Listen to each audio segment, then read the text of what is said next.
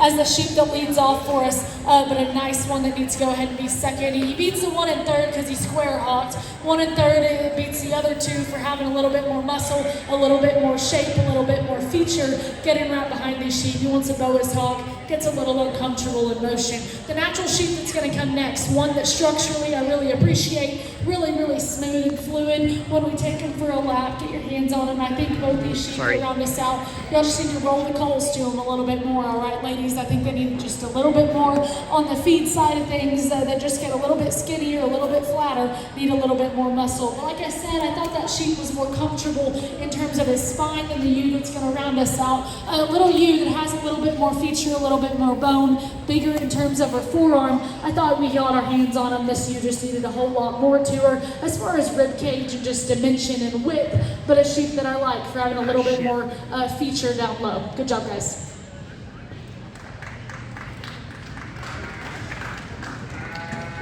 Your results for Class 9 of the Heavyweight Goat Show. 3rd place, Lauren Black. 2nd place, Kaylee Calhoun.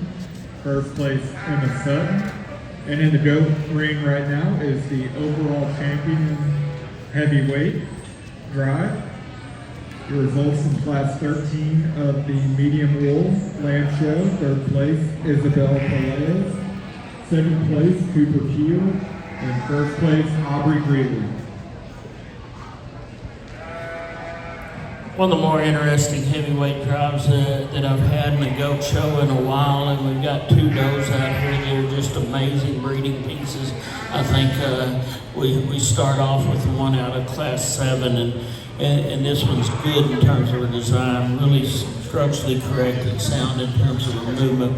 We talked about her being fresher back and winning that class fairly easily, both from a composition and a structural standpoint. Maybe she's not quite as bold in terms of her rib and not as full and correct right as she feels into her flank as the 2 standing behind her, but a really nice one. And I think from a compositional standpoint, she may be as good as anything out here in terms of the trimness that we see in this doe. We get into the one that wins the next division, by far probably the breeding doe out of the group out here. She's just really maternal in terms of her look.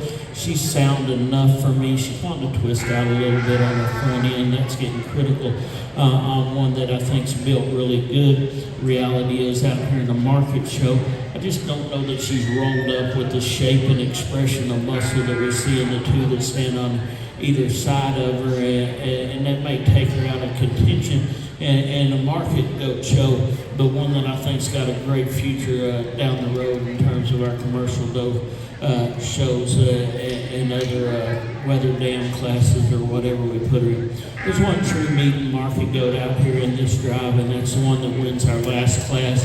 I commented that the young lady's done a great job for one of his size and maturity, keeping him together, and the fact that he's trim, he's lean, he handles really good, and he's good enough in terms of his structure. He's going to be your champion heavyweight. The saddleback no up in front is going to be his own.